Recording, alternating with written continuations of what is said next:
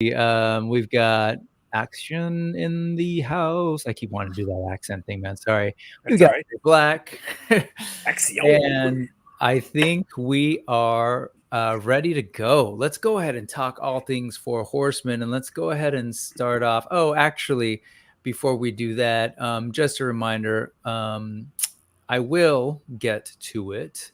So as it's going to say, like right here in a little bit, sort of over there, if you go to bit.ly/brick something news, capital B, capital S, capital news, because it's the BS news.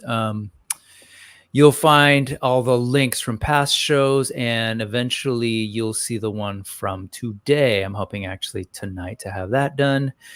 So that'll happen, and you'll also sort of see a QR code pop up every now and then, because I just want to make sure that I highlight all the folks that are giving us great information. I want to thank folks in advance for all the coverage of the con and being willing to sort of put it out in the internet. And I'm going to sort of take that as an assumption that it's okay to share here.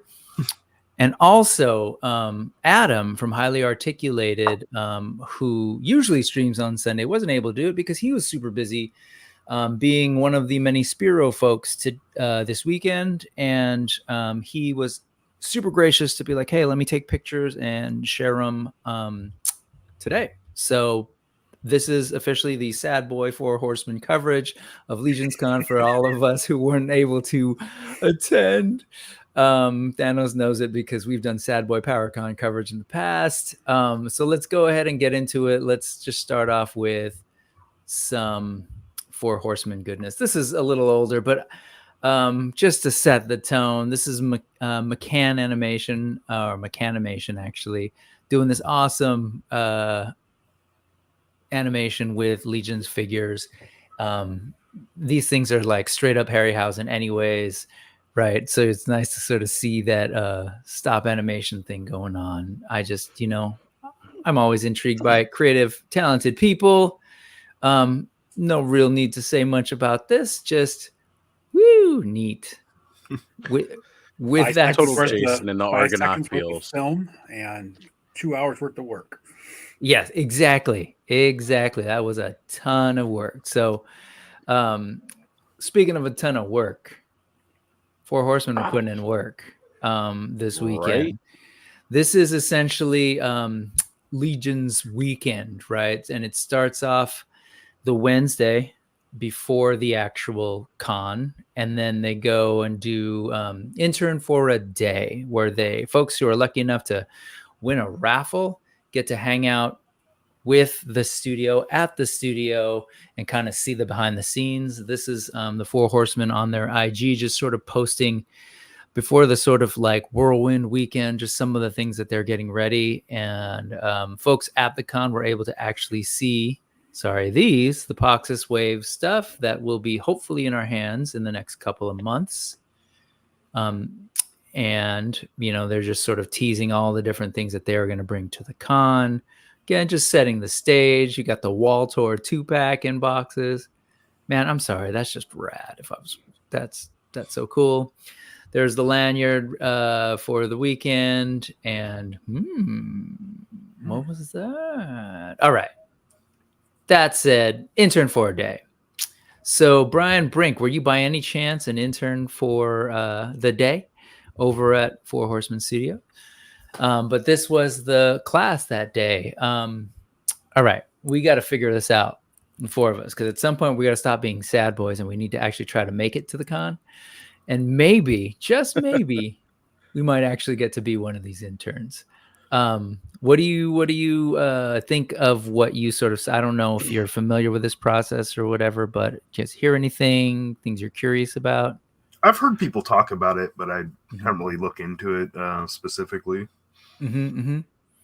So Sean and Jesse were talking about this last year, right around this time when we started doing Legion's class, actually, and how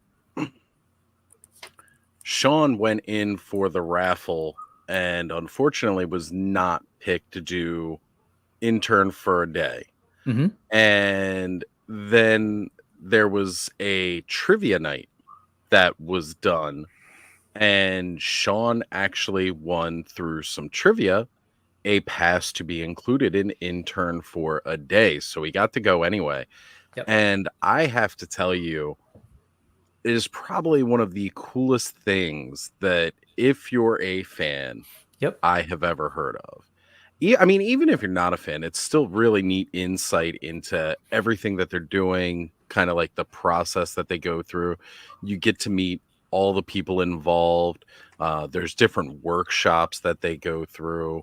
And as you can see, right in that second row back there is our good friend Curtis Ackerman, who's also a co-host of Legion's class as an intern Right there. this year. So Yep. big shout out and kudos to him for being lucky enough to have been involved in this. And I definitely hope that maybe next year I get to win on this an amazing experience.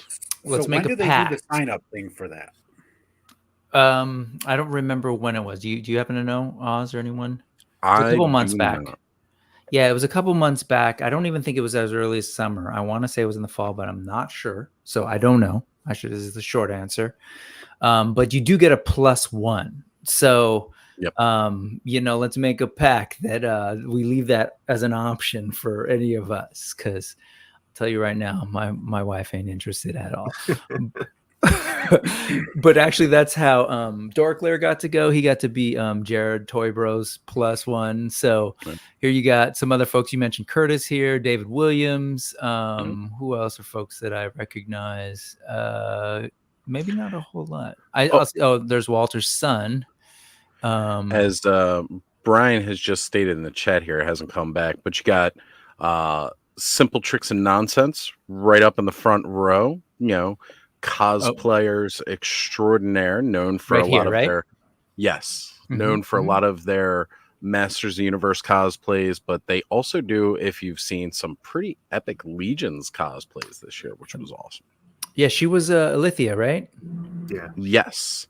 Yeah. Mhm. Her whole process into building that armor was something to behold. That's awesome. And does does that make him? Sorry, does that make him? Who was it? Was it? He was he was a skeleton builder the one day, just a random, okay. Skeleton builder. But Was he Red Death? Was he Mask of the Red Yeah, I Death think too? he was. Yes. Yeah. Yes. Very cool. Was he also the alien illustration? Or was that somebody else? That might have been somebody else. I'm not sure. Okay. Anyways, we'll get there. Thanks for that, Brian. Yeah, there's a ton of really just talented folks in the community. And it's fun, man. You get a con and you get to folks just come out.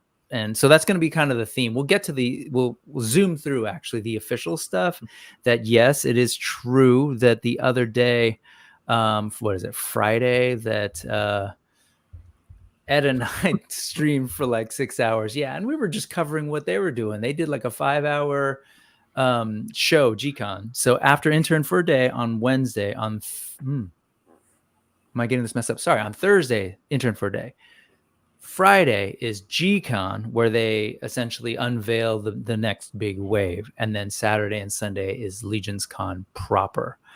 So yes, that is true, Fat Red Foo, and hello to you. But there's a lot more to cover now that the weekend's over. We got to sort of see what everyone's done. So I hear you, Punk, but for me it was a 3-day weekend. So here we are. And unfortunately Brian was not there. But yes, we'll keep trying for the next day. That's right. And who else did I miss who's come through? John is here. Good to see you. Skyfall is here. Great to see you. Again, awesome to see you, Lawrence. Thank you for hanging out. Rob Zamora, shouting out Man Bun Kurt, Uncle Curtis, and Kirby. Yeah. She makes for a mighty fine goblin. Yep. And of course, all I've heard this weekend from people that are there are essentially, man, everybody's so nice. Everybody's so cool. So that's great. That was definitely the impression I got from last year's Legion's Con. That was back when I was just starting to get into this stuff. So I didn't really know all too much about it. And Jesse and Sean were gracious enough to come in and really just kind of inform all of us about what it was like. And that was when they devised that they were going to get me to Legion's Con one way or another this year. Yep. Unfortunately, there were outside factors that did not allow that, because I would have been there this weekend. Oops. But instead, I got to hang out with you guys all weekend. And you know what? That was Consolation great. prize. Right? Right? We all got to 25 commiserate and celebrate the amazingness that, we had to experience from afar. Yeah. Well, it was still cool. And just to answer some of the questions, Rob, it's a raffle. You enter and it's at random. And then there's a second round, usually when people sort of are offered the thing and then they have an opportunity to commit. And some people say, we can't do it. And so that's actually how Jared and Toy Bro was saying that's how he was able to get it as well. And I want to say, and I've said this before, Toy Bro and Dorkler went together, and I just named them in particular because they've both been really inspirational for the channel. And I always say, like, when I do unboxing, is like, if you want to see a real review of this thing I'm about to show, go check them out, because those folks, they have great taste in toys, and they really take the toys through their paces a lot more in a thorough way than I can. And check out Lawrence for all your awesome Hasbro stuff, your NECA stuff. Like, you get the idea. That said, what's up, Black Knight? Hella dope. Let me catch anybody else who's joining us. Ted, Brick, I just got your letter. Oh, you're all good. Cool. He got a Brick sticker. Yay. Yep. There you go. Oh, you can't see that, but there it is. If you can see me down here hiding at the bottom. Headaches. Headaches 79. Oh, thanks, man. Oh, there you go. There were some cool tools this weekend. Cool tools. I think you're a cool tool, Headache. And then let's see who else is here. All right. I think we're good. Oh, no. Man, what's up? Greetings from Chicago. Good to see you. All right. Moving on. So this is Intern for a Day. Let me just show you some of the things. You get a pin. So just some sort of what Oz was taking you through. Here you are with Eric Treadaway doing like a sculpting sample. Can you imagine that? Like, hey, here's like the brain behind a lot of the things that we end up seeing, sort of taking you through the sculpting process. Here's Nate Barch talking to you about artwork and packaging. And man, I'm just like drooling a little about the idea. Right? You can see there snacks too. Look at that. Look, world-class Oreos, blonde Oreos. No, wait, are those? Yes, those are Girl Scout cookies. Here we've got him showing you cosmic packaging, right? And sort of like how that's all done. And man, that's just really cool. It is. What do we got going on over here? A little bit more. Oh, photos. This is Trevor kind of taking folks through the photo process. Cool to see the studio. Like literally you're walking through the studio, learning about what people do. There's, is it Sherry or Cherie? Sorry. One of the lead painter, I believe, who does some amazing work. Either of you know? I believe it's Sherry, but okay. I could be wrong. I was saying Sherry the other day and hoped that was right. But she's fantastic, like just such a talented painter. And again, you get to sort of hear her talk about her process, get to see her workspace. I love looking at people's workspaces, man. Like what figures do they got? What little odds and ends do they got? All the paints on her desk. This is also the paint, and I forget his name. He was up there during G-Con as well, and so I'm so sorry. Boo, fake fan. Again, no, not a fake fan. Look at this workspace, man. To think of like one of the most creative and prolific studios, and being able to step in there and sort of meet everybody, see what they do. Oh, there's Nolan from Nolan Collects. There's Jeremy Gerard, who like was definitely a rock star this weekend, and every Legion's Con weekend, and just really doing a great job of being sort of the brand ambassador. Here is from C. Jessam's account. So from CJ's account, C. Jessam being the company that does the soft goods. now for Horsemen. It was his first time actually being able to step in and meet people in person, which is That's kind of cool. wild. Right. Like working with these folks, and even him brought his family up from Canada. They got to check out the place, and again taking pictures with everybody. This is Chris doing his. I think this is his official D13 outfit. I believe that's I believe a resurrected Jesus outfit. Yeah, maybe. that's what it's supposed to be. I thought, like, that classic biblical characterization of it. So you've got the crew there. Awesome. For him to meet everybody. And again, I said I'd zoom. So let's just zoom through this before we get to talk more about the like cool stuff. This is from Nolan Collects again. Speaking of Chicago, just, taking pictures of what was in the studio. So you're seeing, these are things that most of us will not see for a little bit, but these are the samples of the Poxus Wave here. You've got this one and these of things that are coming with evil magic effects. I should have got some of those magic effects. Think about it now. You still can. Some are still available. Yeah. I'm sure you'll find them in retailers for sure. But weren't you just saying you're trying to figure out how you're going to afford this year? I know. I'm stupid. You are not alone in that stupidity, friend. Man, these figures look so good. I've been waiting for Poxus, but this is the life of a Mythic Legions fan, right? You're like, oh my God, we're freaking out about G-Con and all the great things that are going to come in 2025 when right around the corner.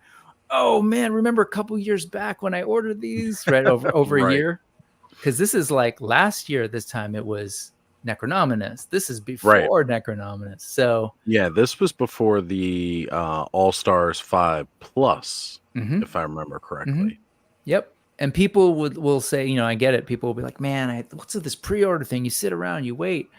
Flip side, there's a constant flow of great things. And so I get it if you're like, man, I got to wait a year. But if you ordered these things, I mean, you're really not waiting a whole lot. Once you get involved in the rotation, it's not that long, right? But you got to start somewhere. So, which is the dangerous part. Right. Pre-ordering these now through, again, official authorized retailers, because you can still pre-order a lot of this stuff.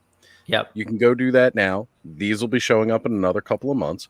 For those of you who joined in around the time that we started blowing up, for those of you who bought into our shillness starting last year around this time, probably pre-ordered some Necronominus, and that'll start rolling out soon later next year.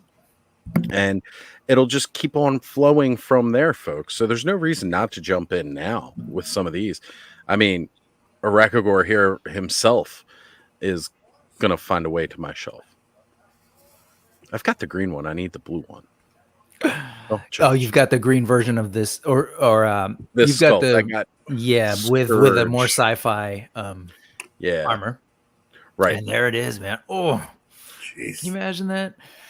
Any of you who are like, well, there are some people who are like sort of convinced that Four Horsemen could, kind of have these figures be on hand. I know some of us are in here. We've talked about that.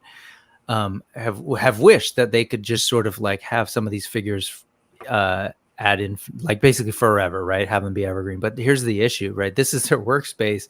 Every time there's a wave, like they just don't have a massive warehouse. And these are not like, if you figure you're doing fulfillment on like figures forever, you've got to have them out of the box and you're sorting orders out. And this way you're sort of like, okay, wave by wave, handling orders out the door. We're done, moving on to the next thing.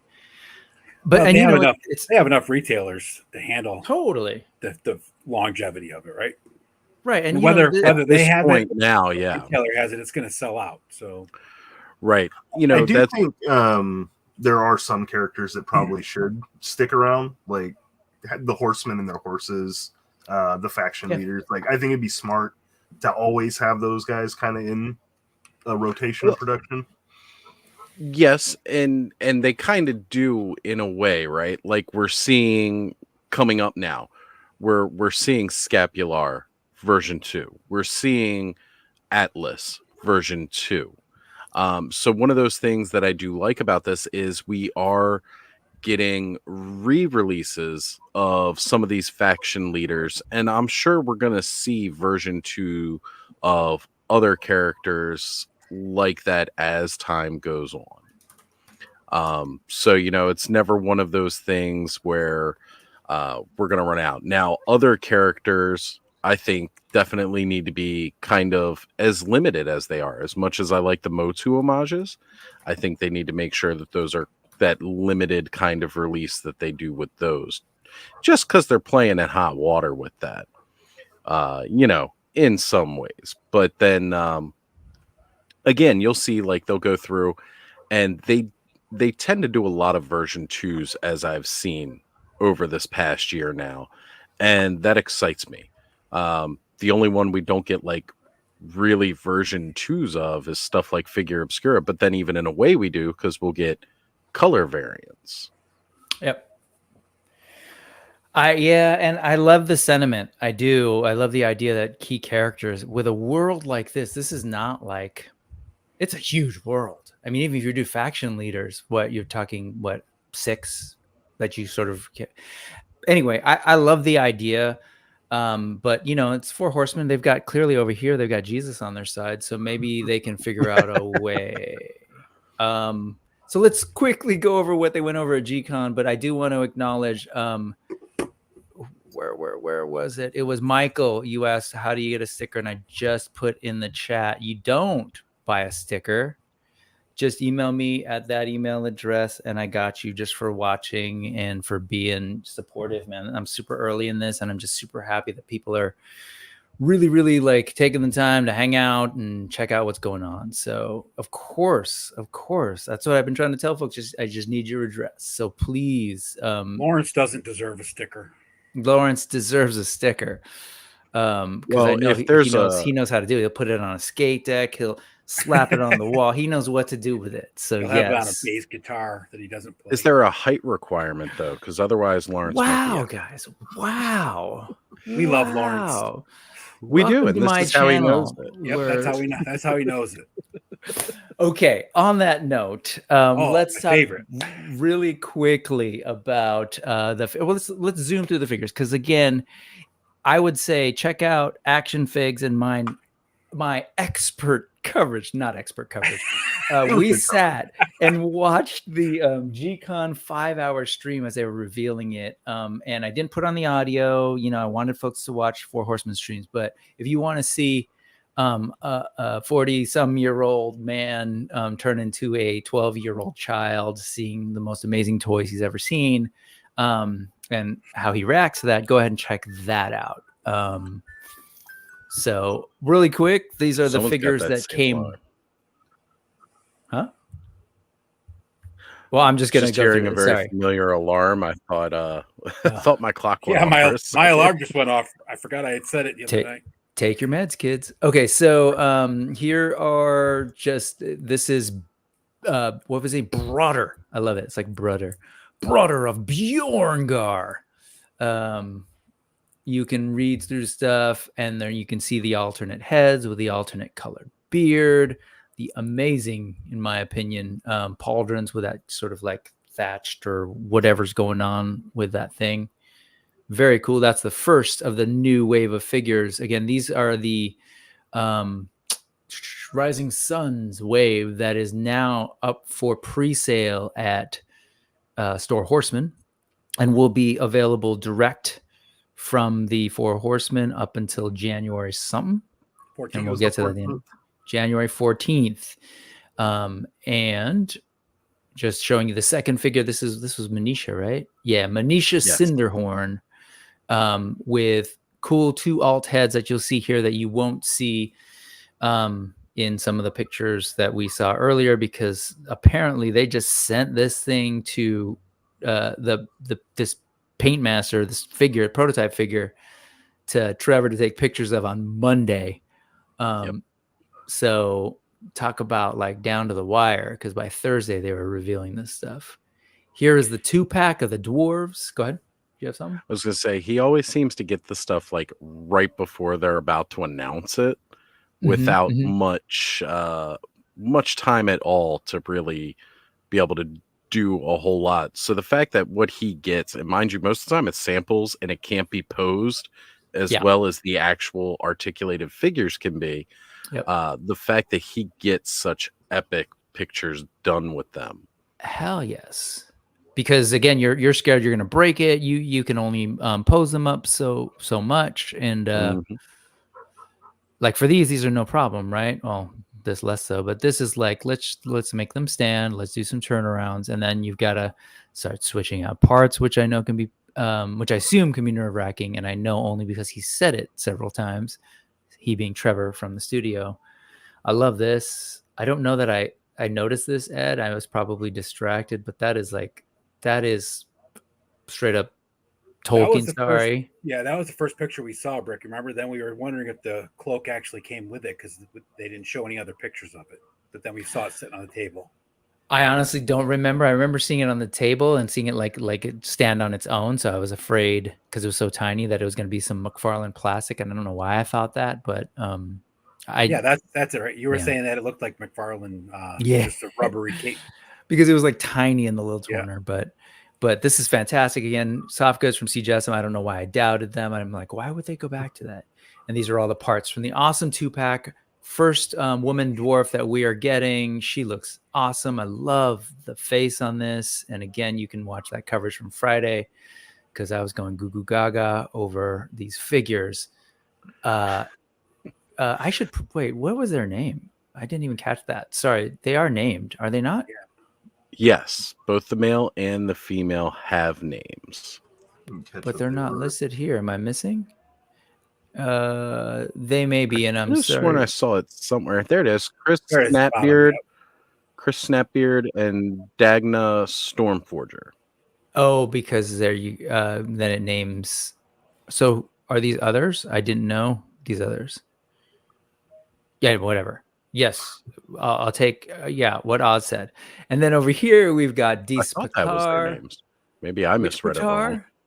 Which Patar? Dis Patar. This. Whew.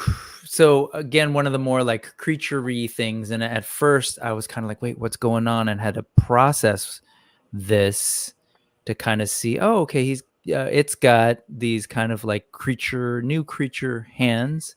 And these arms that look kind of like Sphexian little hands, which I assumed, not totally sure if they were. Feet are cool. Definitely, I've heard you talk about it last night, Oz, too. Kind of more of an Eastern, maybe Persian influence on the art direction.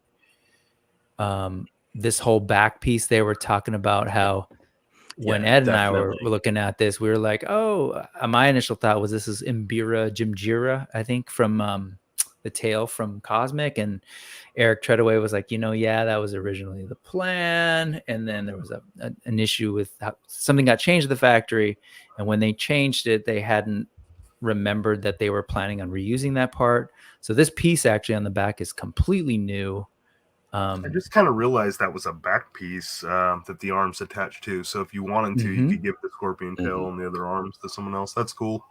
I didn't notice that before. For some reason, I was thinking it was like part of them. Oh, yeah. It probably connects right into that little rectangular back thing. And then, you got the pauldrons there. I love that the pauldrons are, like we said, we'd zoom through, but very crustacean kind of thing, or insect-like. Again, just cool so far. If you think about the variety you've seen like, a bigger sort of Norse influence thing, a dwarf 2-pack. You've gotten this creature, and I loved how that sort of rolled out that day. Just sort of seeing all these different characters, cool little torch, accessories. These things are stocked, and again, everything I've shown you so far were the $37 basic price point. Then you've got the weapons pack. Ed and I were kind of like stuck. We were both saying like, no, they don't really do weapons pack, and we were totally wrong. Because I look back at it, Ed, and it's like, no, they actually have been doing weapons packs for a while. I just didn't catch it. but they're doing some cool things with like this new shield with a sort of removable centerpiece that you can replace with different emblems. The modularity is on point. Their system is being built out with new pieces that you can sort of switch in and switch out, which the Lego fan in me is like, all the stuff they're adding for the belt is just really, really cool extras too. Yep. Yeah, like these little pieces that you add on. Yeah. What you got, Oz? So it was really bugging me about the Dwarven 2-pack because, again, I thought they were named and those were the ones in there. But now that I'm going back and rereading the information about the Dwarven 2-pack, so it's basically an entire clan of dwarves. And with the 2-pack, they expect you to use the different heads and armor pieces to make army build dwarves and make different kinds out of what they have available and previous. So the ones there are just randomly named, random dwarf names. And there you go. Yep. Thank you for that, Kirby and us, for clarifying. We wouldn't be a respectable news show unless we got the information 100%. All right. Well, I'm going to name them Flit Fireforge because I love that name. Yeah, and the idea of continuing the tradition of the Legion builder in the line, very cool. And if I had limitless funds, I would love to build like a dwarven sort of little realm out of these figs. But and keep that in mind as we kind of go through some of the customs, because there's not a shortage of heads that you can find to replace these two heads from the talented customizers. I like to call this guy Billy Bob Thornton Dwarf, and I haven't really thought about her, but That's Fiona from Shrek. It is. That's right. Fiona from correct. You're right. All right. So, you can arm them up. Let's keep going through Minotaur. It wouldn't be a wave without a variety of scales. So this is the ogre scale character. In this wave, Giant Minotaur, the first ever Giant Minotaur, takes advantage of some of the parts that have come out from the Nate Barch designed ogre builder thing. I forget what the accessory pack. And then some other new pieces from newer figures. But man, it's cool. I've often remarked how I've just somehow ended up having way too many ogre scale things, and it's kind of becoming a little comical.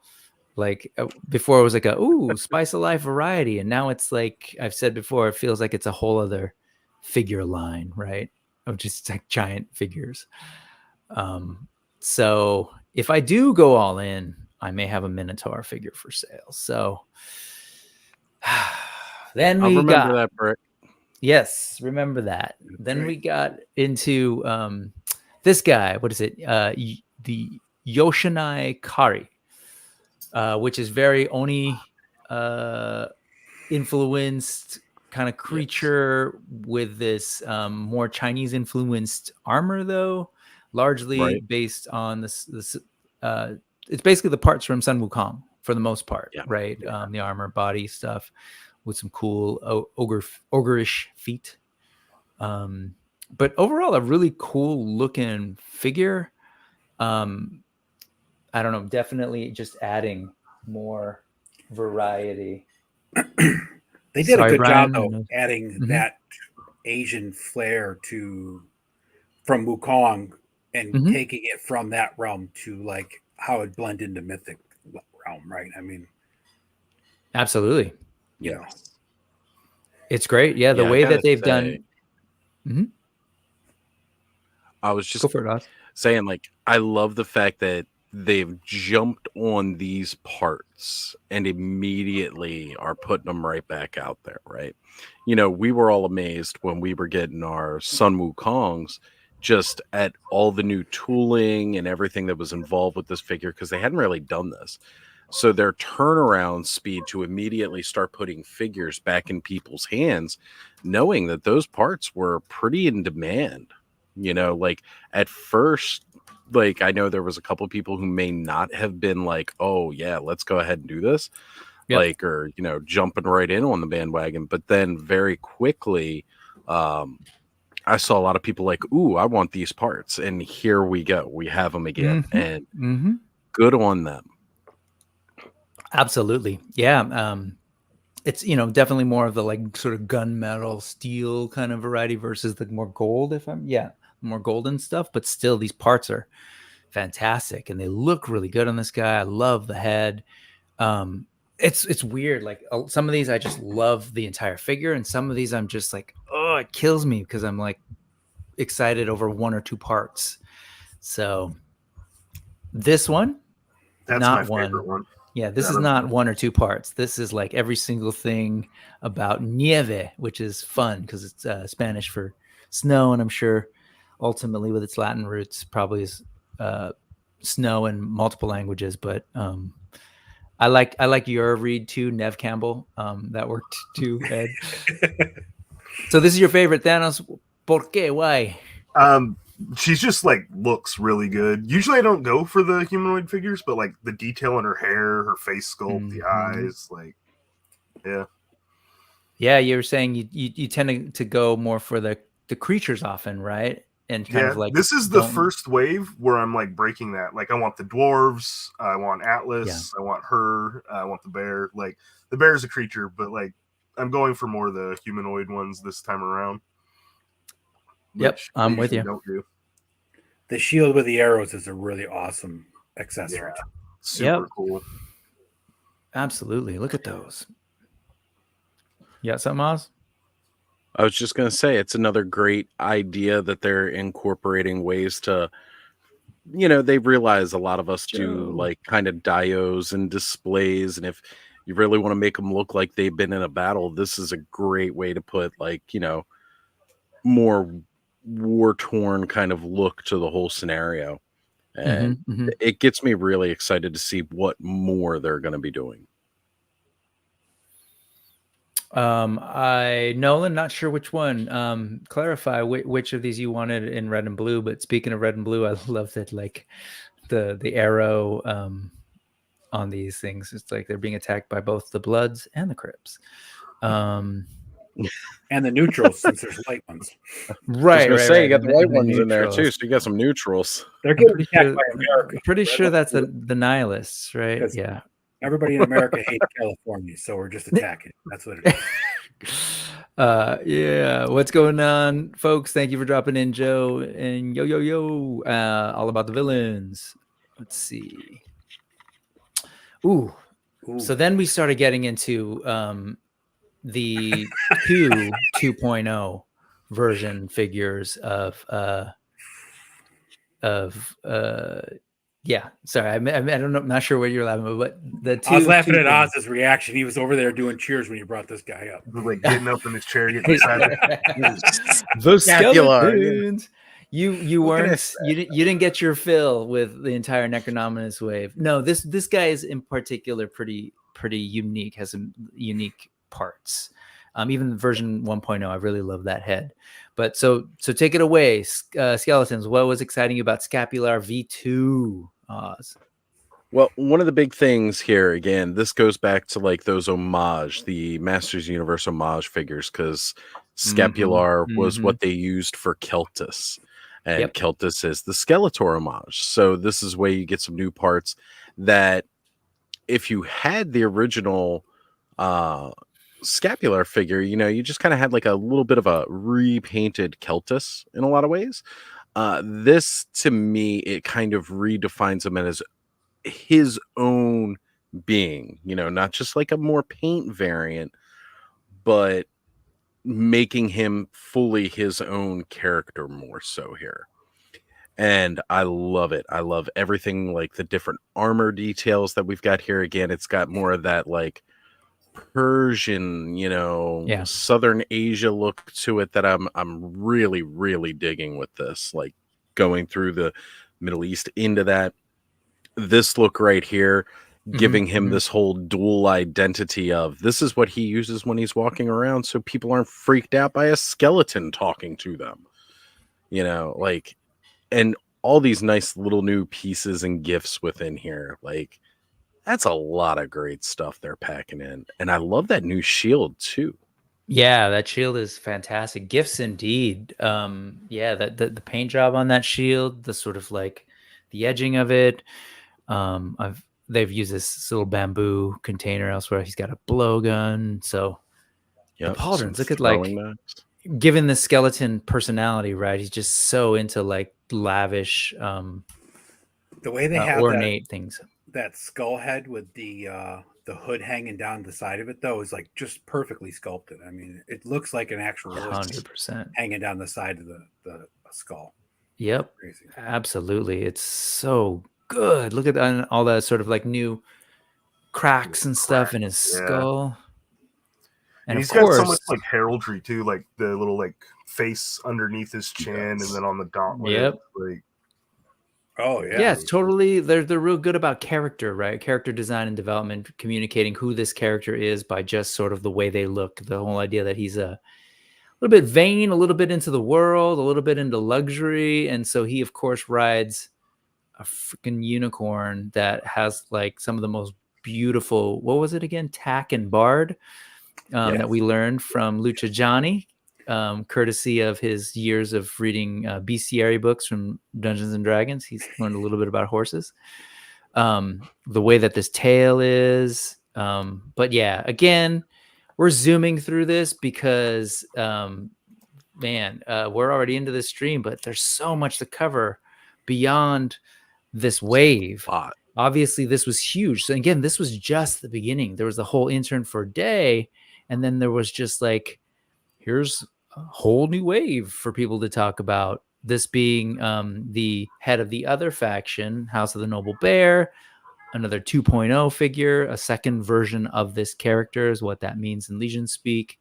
Any quick bites at this before I move to the next? He's cool, but when you see him on the bear, it's like, oh my God, okay, I get it now. Well, again, for me, this is Atlas. He is their regular version of the Adamon, which is again tribute to Prince Adam and He-Man. And they just, again, we're getting faction leaders second go around. And they've given them more unique tooling, lots of new stuff. Now you can have your Scapular and Atlas summer collection, and now we're getting the winter collection, because they got to dress up for the different seasons, right? Yeah, you got to be half naked in the snow. But yes, Atlas, not Atticus. That's Atticus Finch. Different type of hero, but yes. And I have to say, I wish I knew about Mythic Legions earlier. I'm into military figures, and the Templars would have been a great addition to my military headcanon. Stay tuned. There's going to be some figures coming out, some more Templars that are going to be coming out relatively soon that you'll be able to pick up at retailers. There was a question about price. So the first couple of figs that we showed you, besides the 2-pack, are standard figs at $37 on pre-order through the Four Horsemen. Through retailers after January 12th, they'll go up on the authorized retailers, and they'll be about $44, $45. Right. And then right now on pre-order, I was just going to say the deluxe figures like Scapular and Atlas is also a deluxe figure, right? Yes. Those are 48. He's 37. Oh, so he's a 37 figure. Yeah, 37. Scapular with all of his soft goods and everything else is $48. So Scapular is the only deluxe in the line, right? In this wave. There's the 2-pack, there's him, and then C's. I guess so. Yeah, that's true. One's a little more pricey. And then of course he is. Yeah. Which one is a little more pricey, did you say? The ogre scale, the Minotaur. Oh, yes. Ogres are always, more. Well, let's move on because this is where I pretty much like exploded during the stream. Wow, those words together are awkward. But we got a bear. Man. And so we got this like cool shot of this bear, and then you get here and the shadow on those eyes was just perfect. Well done, Trevor. Sold.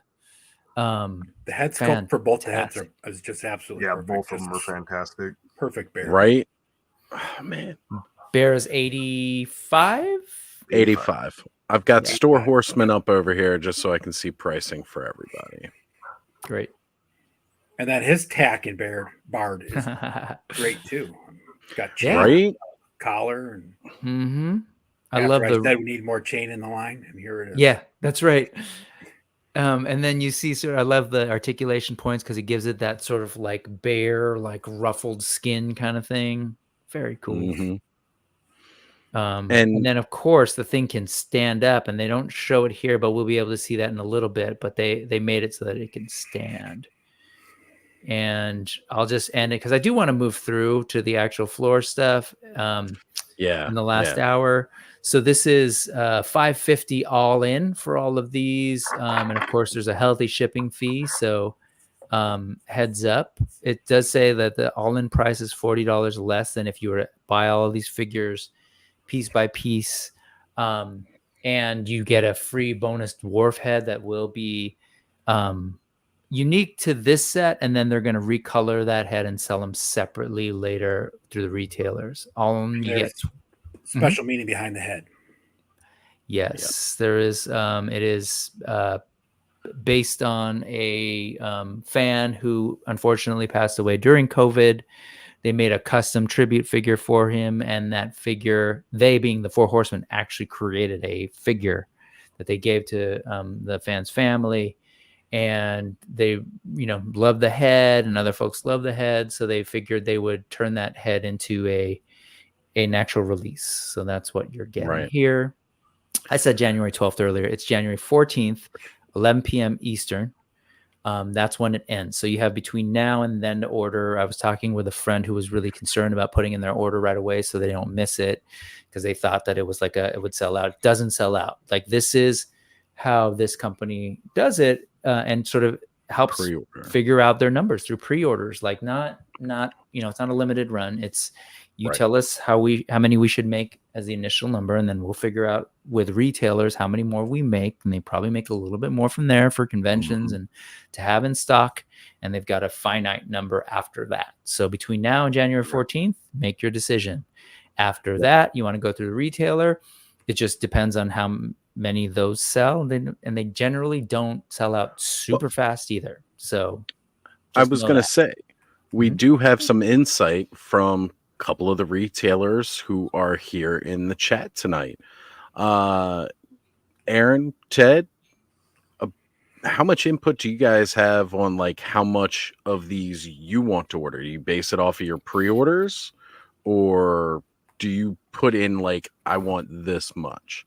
If you could let us know. I think you guys may have told us before in a different stream, but first off, we know they want the bear, and who doesn't want the bear? Everybody wants a damn bear. Yeah. And yes, stickers were sent to you all to share, but we can figure that out too. And he said that's a loaded question, but of course it's so. No need to unload, Ted. But if you'd like, questions in there. So, do you mind if I drop the Store Horseman link into the chat? No, for sure. Do you have a wrench? I believe I do. We'll see if it shows up. Yeah, or it just shows up on my channel. Oh, right. Well, we'll figure that out. Store. It's there. Okay, great.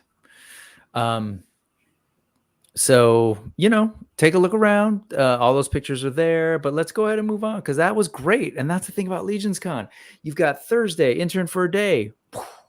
You've got Friday, hey, G-Con, let's tell you about the money that you're not going to have. And then, by the way, come Saturday and Sunday, come actually spend your money on the amazing actual con, where there's all sorts of, you can buy from the Four Horsemen, but you get to shop and look around at all the cool stuff that this thriving community with its cottage industry of accessory designers, custom head designers, custom part designers, custom soft good designers.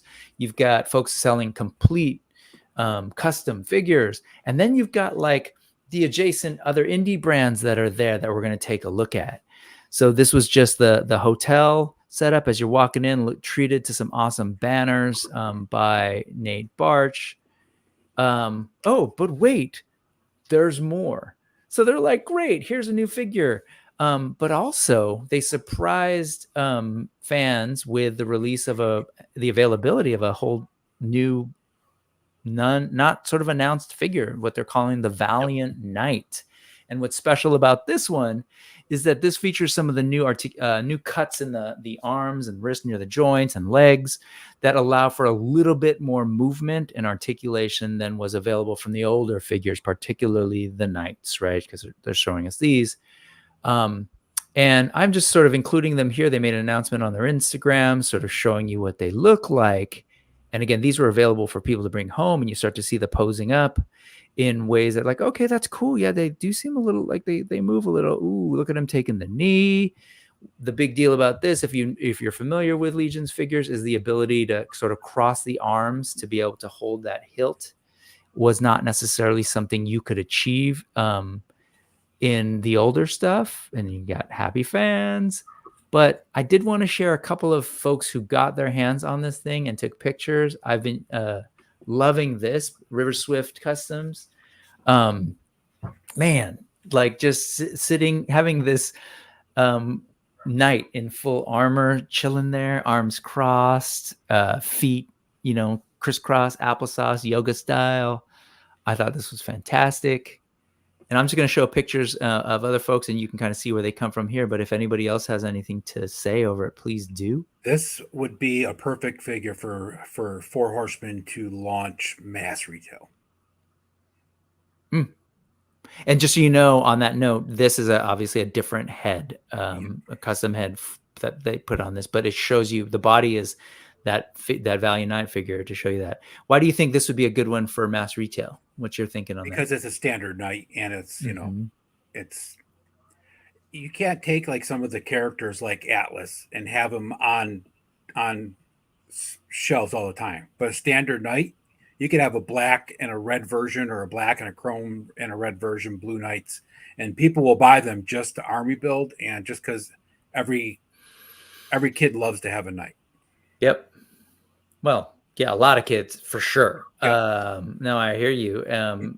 That this was like a standard toy for many folks, right? It was back in the day. It was like Cowboys, Knights. Remember, like little ones. Even when Schleich was busy, they sold a lot of their Knights. Yep. Yeah, like that little kid in older reference. What was that? I See Dead People. Makes sense. Yeah, he would pose up those little things and hang out with dead people. But here you see sort of, again, CB Make. I was trying to highlight who this was from, just so people could see. Yep. Again, all the same figure, Fake Eyes 22. You can see a lot of folks are posting this figure, kind of taking it through its paces, showing what you can do. This was the exclusive for Saturday. Vermilion 2. Yep. So is he available to purchase somewhere now? He will be. I don't know if it's up you are now on Store. Well, no, I didn't see him up there, but there is supposed to be like a brief in-stock sale after Legion's Con, from what I've heard. But I will say, if you are looking, there are several people that I know who have picked up extra to help the community out. Well, I think he was supposed to go when the reinforcements hits the store too, right? Mm-hmm. Okay. Yeah, they'll do like a retail version that'll be slightly different. Kind of like the Unknown one that they did, where he was missing like some of the pieces that the con exclusive had. I was talking about the Valiant Knight. I thought they were putting Valiant the Knight. reinforcement. Aaron just said that from Helidope just said that it will go up on sale on their site when the reinforcements Wave 2 drop. Yep. Hey, Ken. We're. Go ahead, Thanos. Sorry.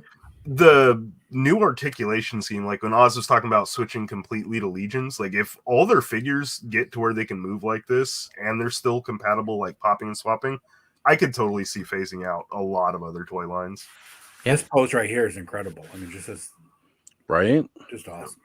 That thing is that's a oh gosh, what is it called? The Inquisitor. That's totally, it reminds me, like, I'm yeah. waiting for an Inquisitor thing. So, hey, let's, like, we're sitting here chilling, we're chilling away. Let's get some other thoughts about it. Because as you mentioned earlier, you were asking about,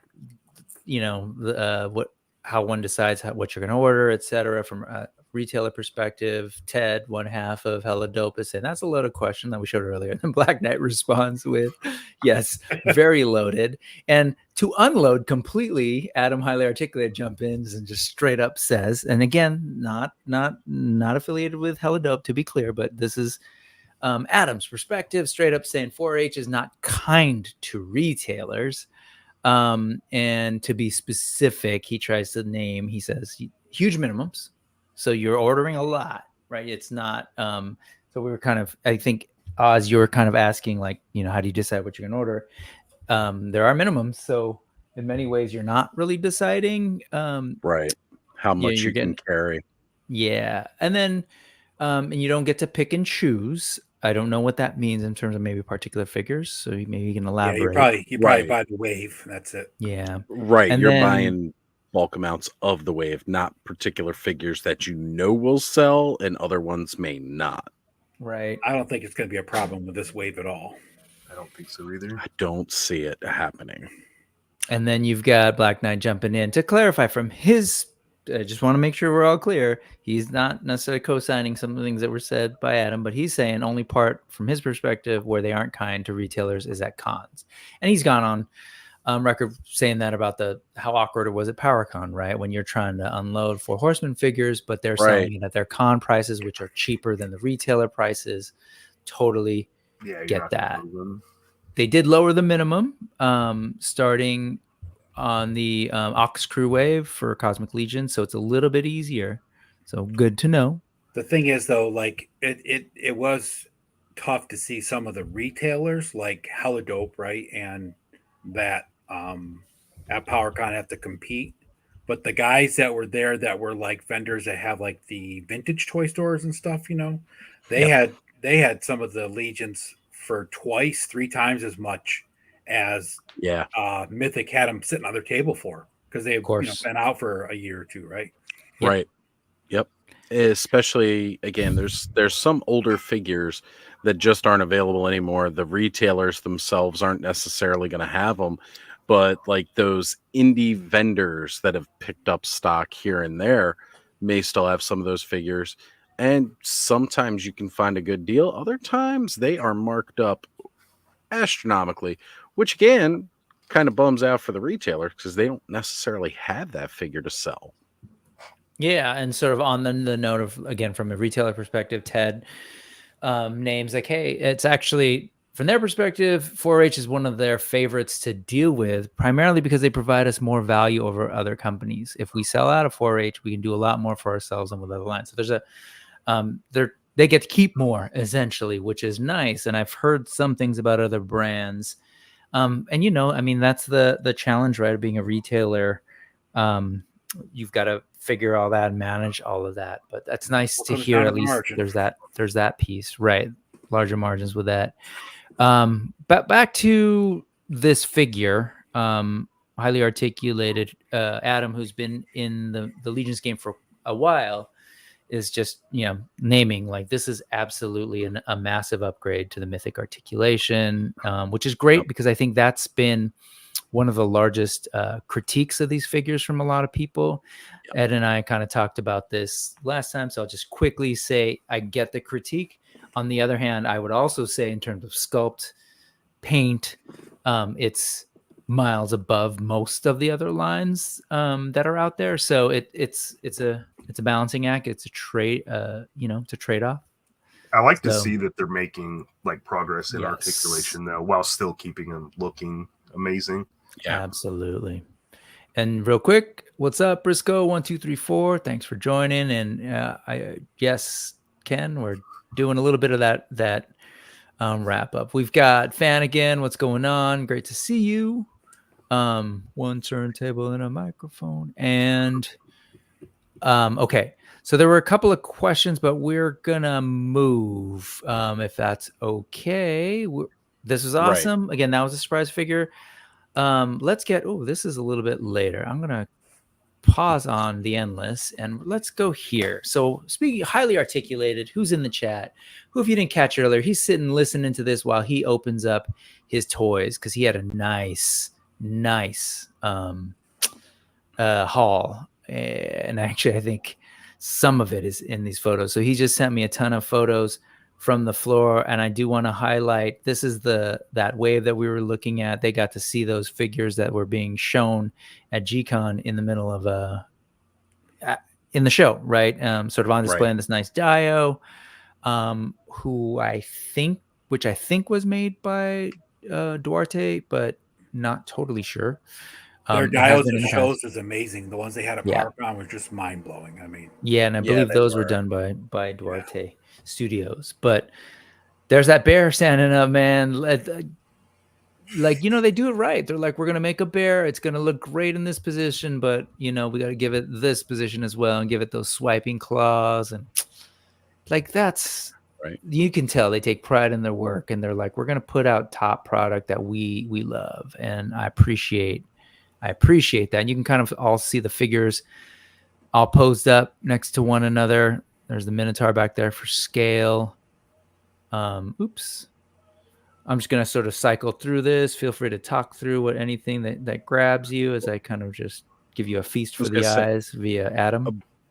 About that bear standing up on its hind legs too. One of the things I thought was so great was I believe Thanos, you sent the picture of when they showed it off at the table during the reveal, standing next to one of their trolls. And with the stature of the troll, the bear on his hind legs stands just slightly taller than a troll. But again, it's due to the stance and the posture of a troll, where that bear's like just fully erect. Snicker, snicker, tee hee, tee hee. She looks amazing. That face is just fantastic. I really like her.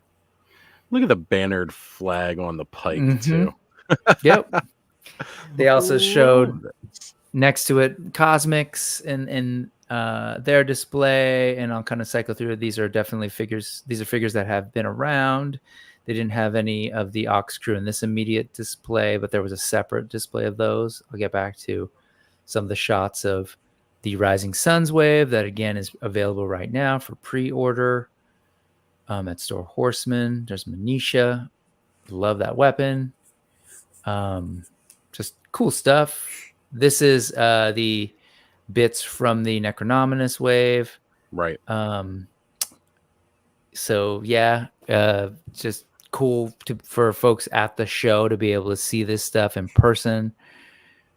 Here's the Ox crew that went up for sale a little bit ago. God, I don't know about you guys, but part of me is like, I'm thinking about what I've ordered and what's coming. I was like getting that anxiety. Is the Ox crew the one that had the generator and the cooler?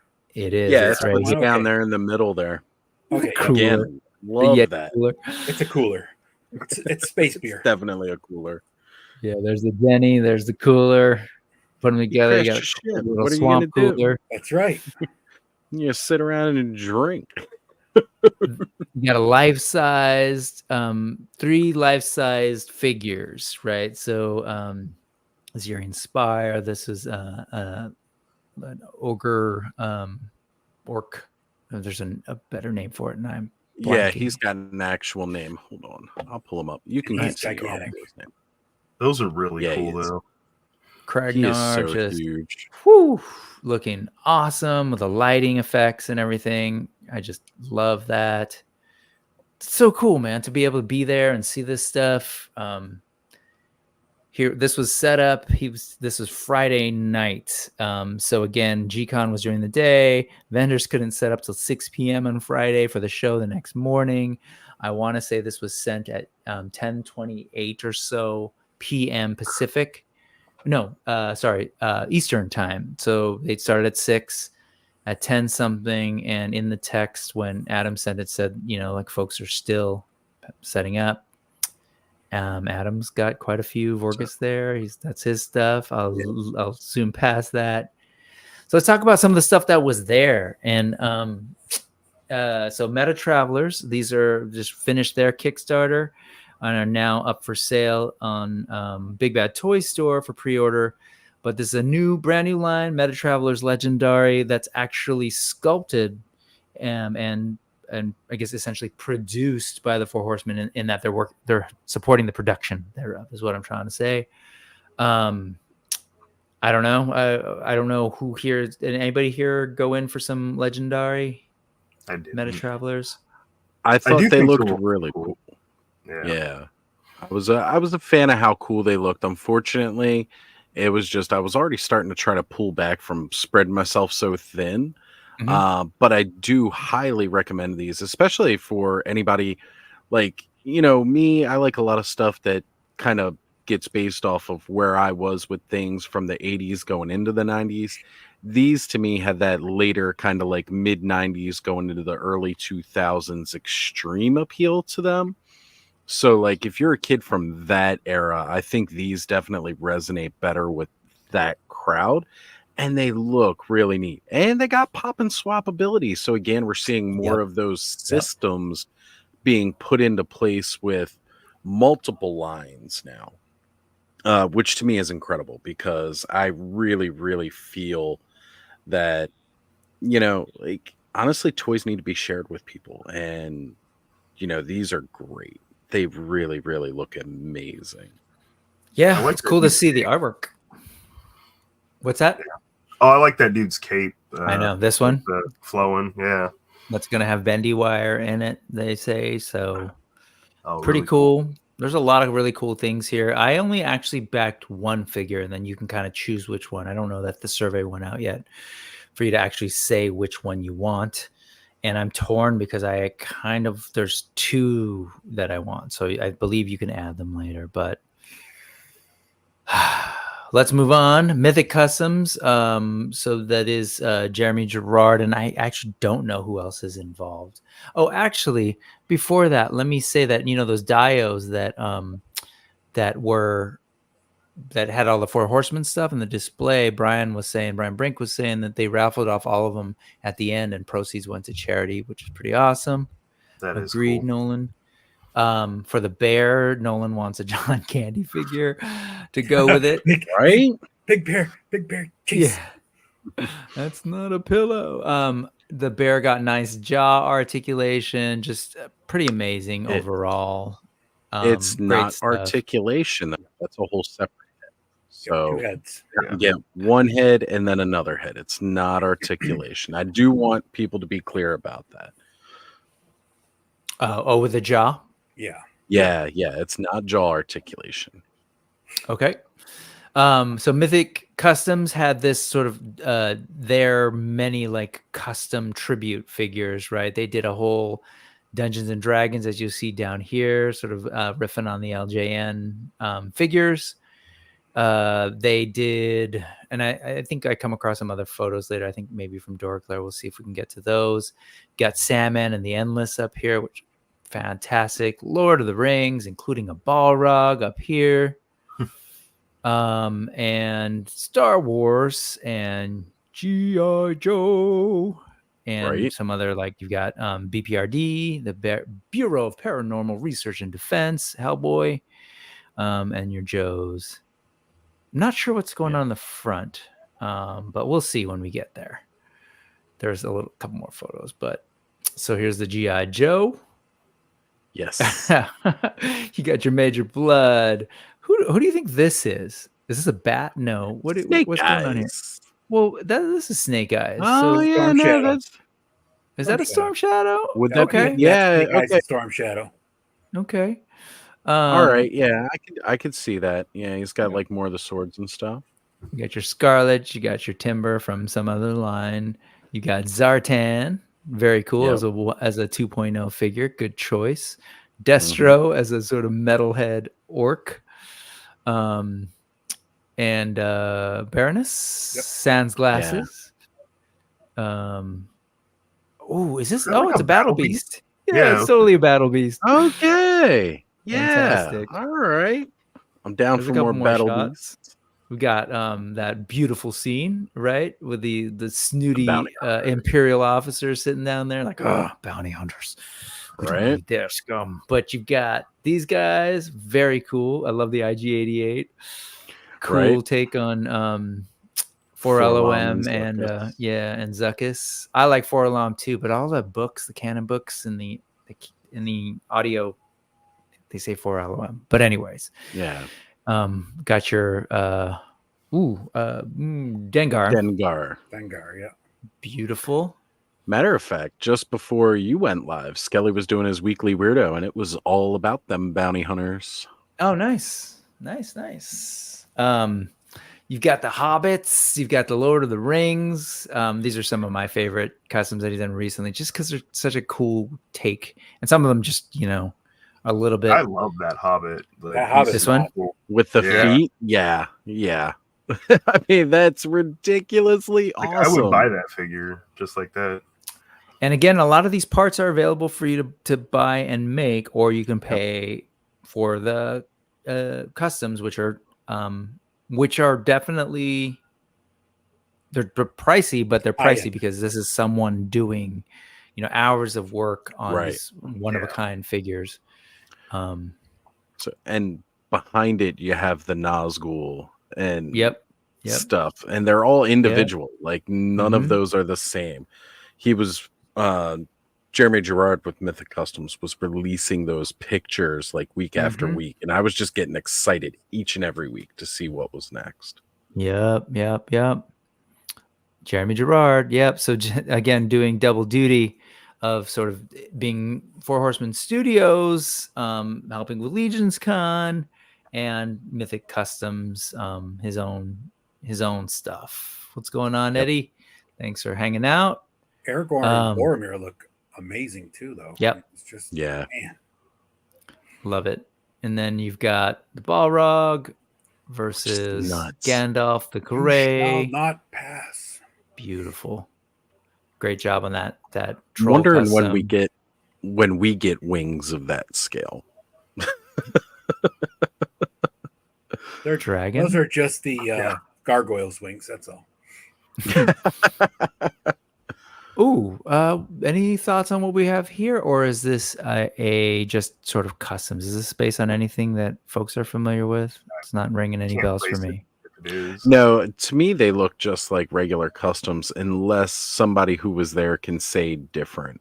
But I know like these are a lot of like custom apps to existing parts kind of thing, like painted up in a particular way, like when you look at the Gladiator here and some additional pieces. And they just look gorgeous. They really are. But this is the kind of stuff you could do with your Legions figures too. And there's a lot of people out there who they make these parts and you can buy them. So like you buy the figures and then you can go ahead and you can buy parts to complement them too. You don't have to just stick with what's already there. True. This is the Disney shelf. I'm pretty sure all of these signs, these are all D. Blake makes too. Does these awesome signs. You've got the Beauty and the Beast. You've got Mulan. You've got Dr. What's his nuts from the Frog Princess one. And the Frog. Yeah. Shere Khan? Potentially. Yeah. Aladdin. Oh, no, not Shere Khan. Aladdin. Jasmine and was it Bagheera? The tiger. Bagheera. And I don't know who this is, if this is meant to be that's probably the genie, isn't it? Yeah, maybe. Except he's not blue. I was going to say quite a lot of liberties if he's not blue. You've got the Endless. But he wasn't blue in the live action one, though. That's true. That's true. The inspiration from. Oh, yeah. That's right. Yeah. You've got the Endless, just the family, the whole family is here. It's beautiful, man. Just cool for those stuff. who are familiar with Neil Gaiman and his works, the Endless, that DC Vertigo kind of universe that he created. Yep. Everybody knows Sandman and Dream because how popular they were, but you had Delirium, Delight, desire, Right, despair, desire. destruction, and he went ahead and made all of them. Very cool, man. Jeremy Gerard's a talented dude, but let's check out Eric LeBron, Late Night LeBron Customs. He had a table back in May at the Mythic Meetup, and just so many cool things, but yeah, I just couldn't do anything at the time. But just such amazing work. The paints on these are definitely, I would argue, like even more. He's got an almost a different approach to even the standard Legion figures. A lot more detailed, a lot more hyper real with some of the shading and highlights that he does. Really cool things. I wish I could zoom in more. This is, I think, maxing it out, but you sort of see what he's got going on, including some of these fun bits back here, a griffin here, and I don't know that they're posable or what's going on, but just to give you a sense of like, yeah, the folks flock, right, and bring their wares, and you get to see the community just shining in terms of like their talents. Here you go.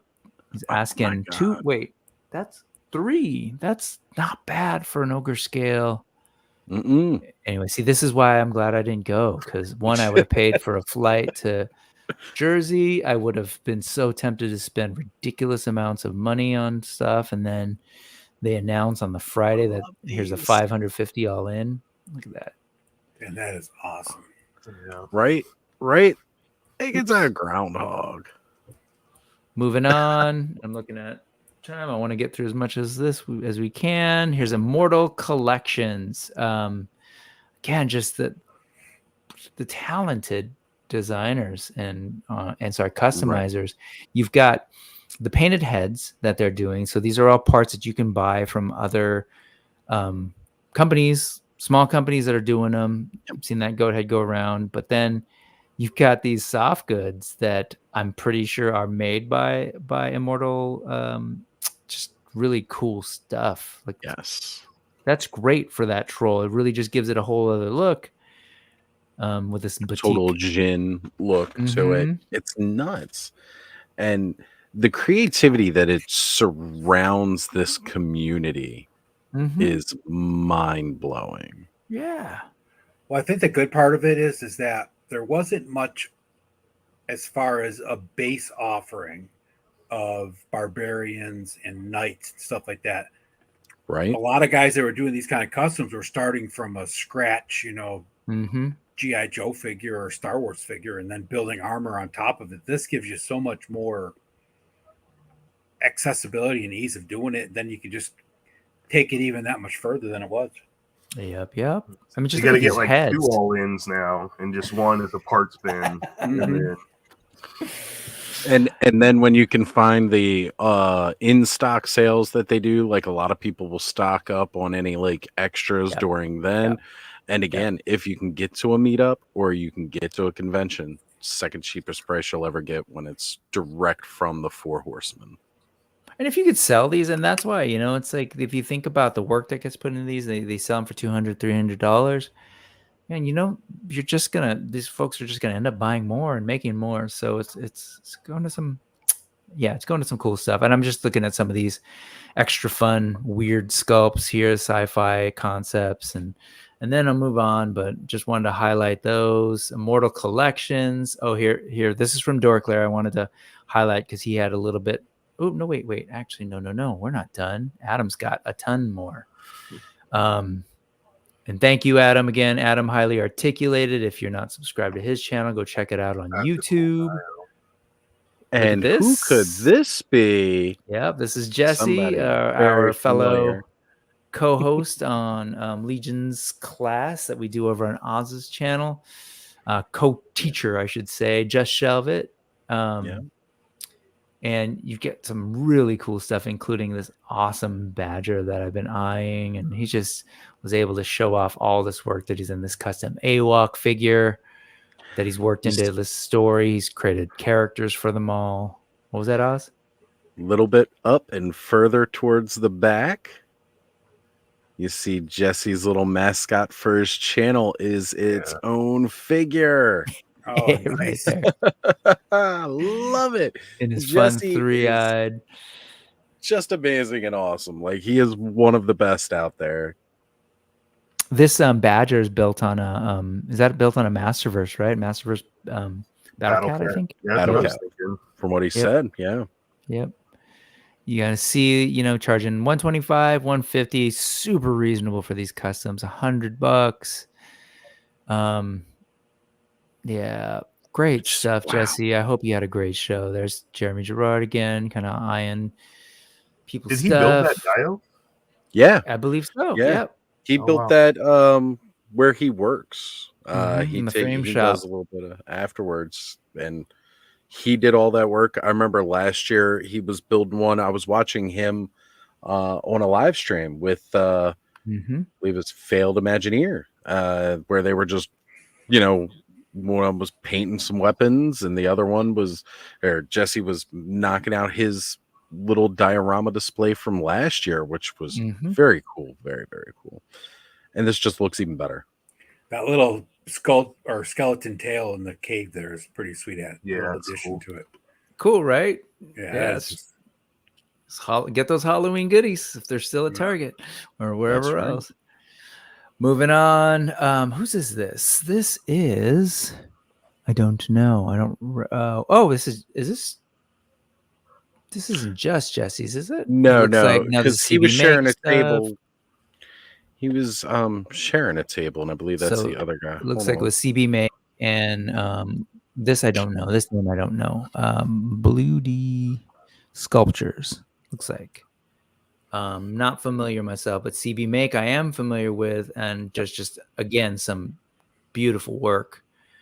That's just so cool, and like we could look at every little thing, but I'm looking at time.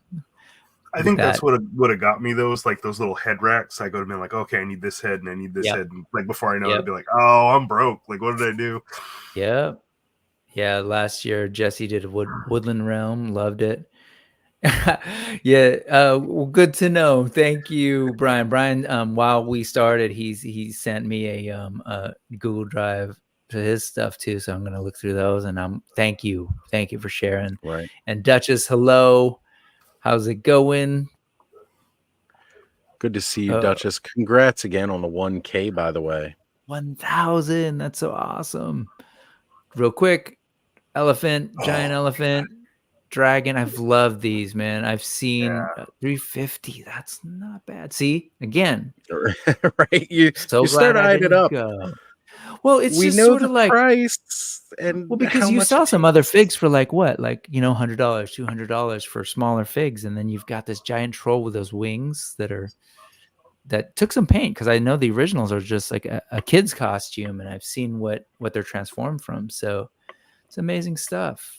And some more CB Makes down here that I love, because he's got just a really cool, different aesthetic that I appreciate, and drawing from things that, we're familiar with from the games and stuff. So keeping it going. Let's see how many we can get through. Of course, Emil Wickman, man. Yeah. This definitely, as the kids say, one of the GOAT of tributes, just in terms of depth and breadth. You see, like, you've got X-Men, you've got Power Rangers, DC, Mario, we've got Transformers, we've got Battle Beasts, G.I. Joe again, some Thundercats. He's the one that did that awesome Mandalorian one, isn't he?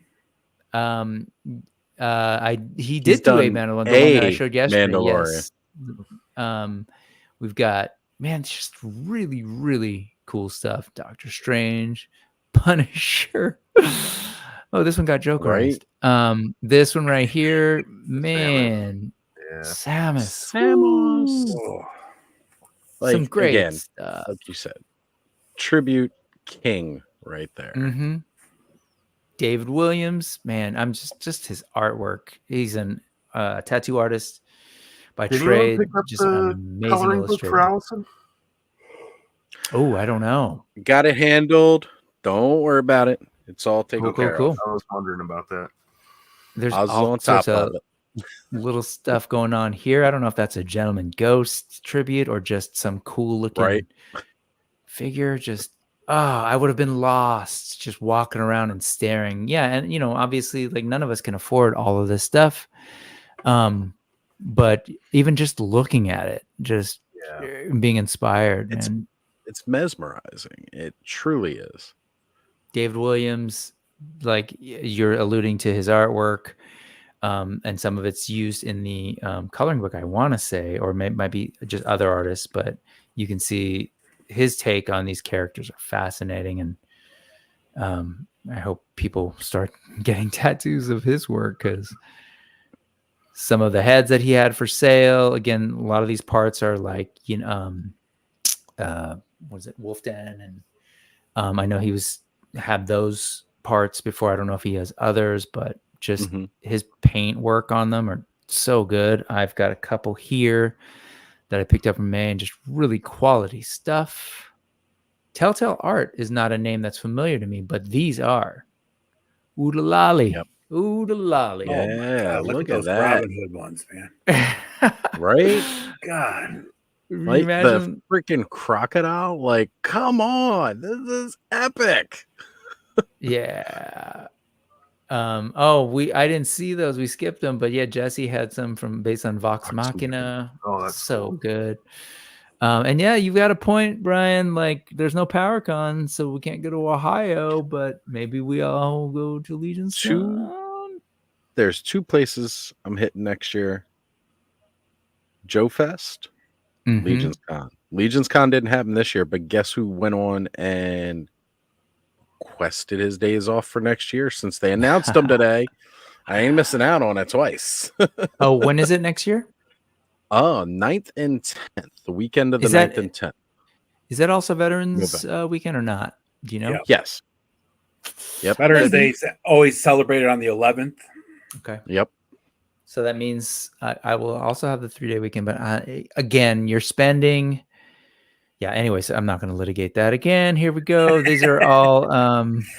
What is it? Oh, these are Wolf King custom parts behind there. Right. But I don't know who the person who made this are. Telltale Art. Not familiar. Nathaniel Armstrong. Well done, sir, and fantastic logo work. That is brilliant. Love it. Disney's Robin Hood. I know Robin Hood character. That was my favorite Disney cartoon movie. And this is also Adam, who took this photo, highly articulated, one of his favorites for sure. So I know this had a special place for him. Those hippos. This is fantastic, man. This is really well done. Right. Those I had the elephants. vinyl from this movie with the rooster singing all those songs all the time. I listened to that thing so much it didn't work anymore. I only had the 7-inch, the storybook one, not the big one. Yeah, the 12-inch LP. Yeah. Look at this, so cool. All right, here we go. Hey, Thanos. Legends of Dragonor were there. I know this is a line that you've been writing hard for.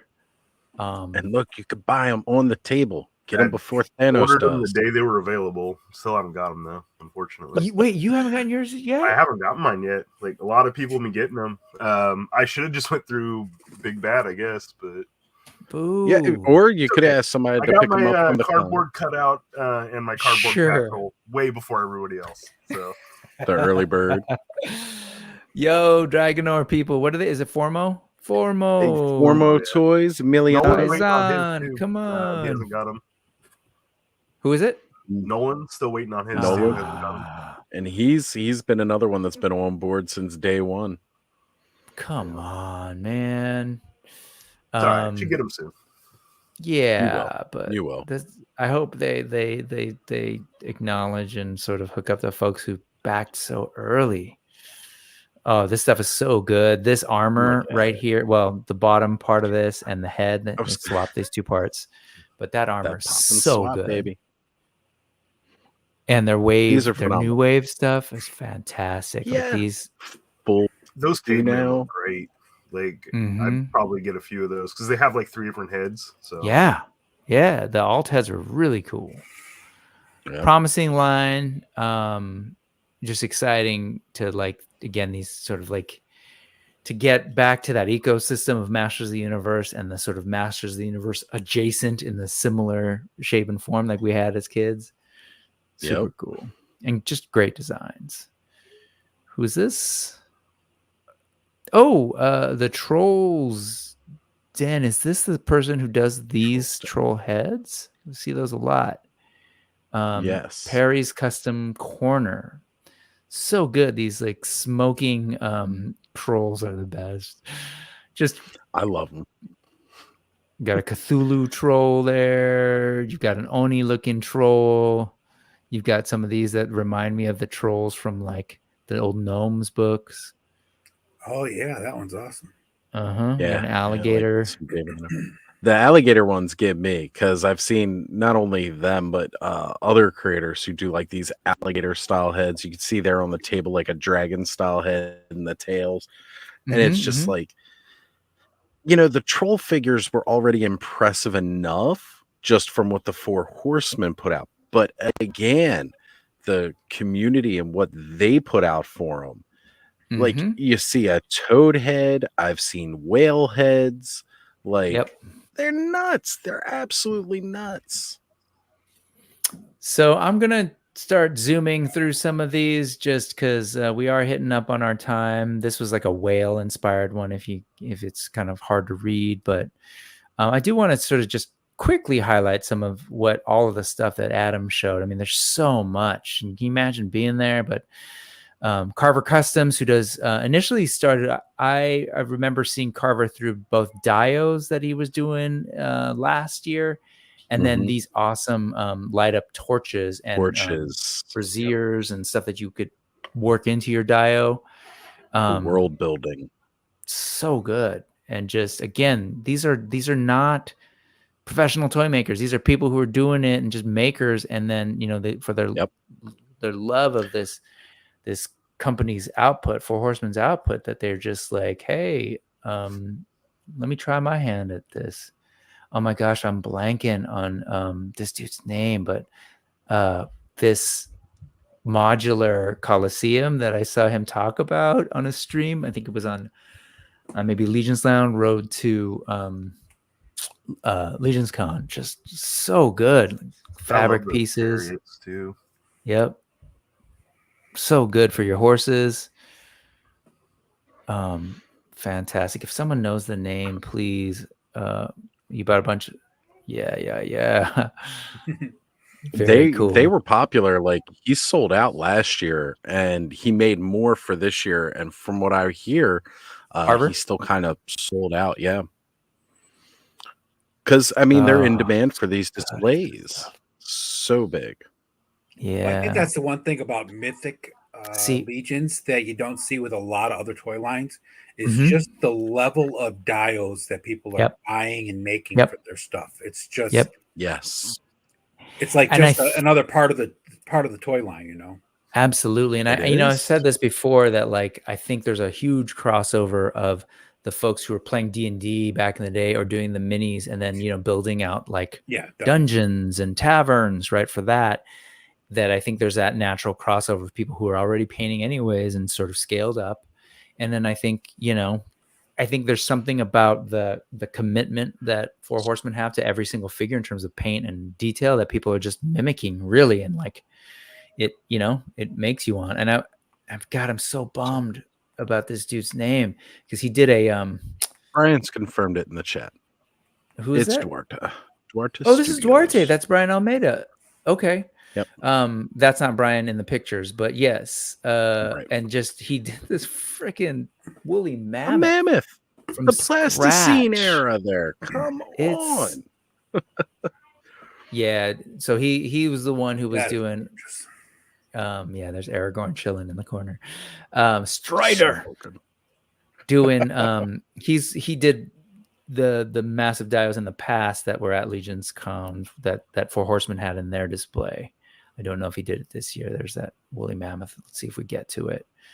All the little parts too that you can get. So he does everything from these giant. Oh, of course, is Brian. That's right. I forgot he's the one who did the chariots and the skull chariots based on the. I did know that because you talked about that Friday, but not yeah. Yeah. And I got to talk to him at PowerCon. Remember, I'm too. old. And it's been a long weekend. It has been, and it's been a weekend filled with input, man. So my brain needs to be defragged.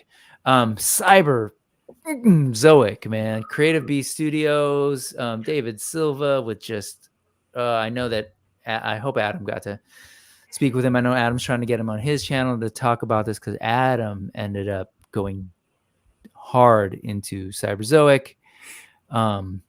And it was not a planned thing until he sort of saw the lore a little bit more, and you can see like revealing a little bit more of the beasts of the Cenozoic, the mammals going on here. Oh, just fantastic! Like Four Horsemen with their the level of paints and sculpt, and that's what this is, but for prehistoric creatures. Right. They caught my eye a while back because of the Bionatops tribute box. And me, I'm a Motu guy. So I got drawn in. I was like, wait a minute, who's doing these? And then Brick, you and I were talking about them. Because I was like, did you see these? And you were like, yeah, these guys here. Did you see all this? They got a dragon. And I was like, they got a dragon. And we started looking into it. And I'm like, oh man, these things they kill me. Because oh man! And they are not doing cheap, all historical animals, or they're worth it. Well, I mean, it's got from dragons.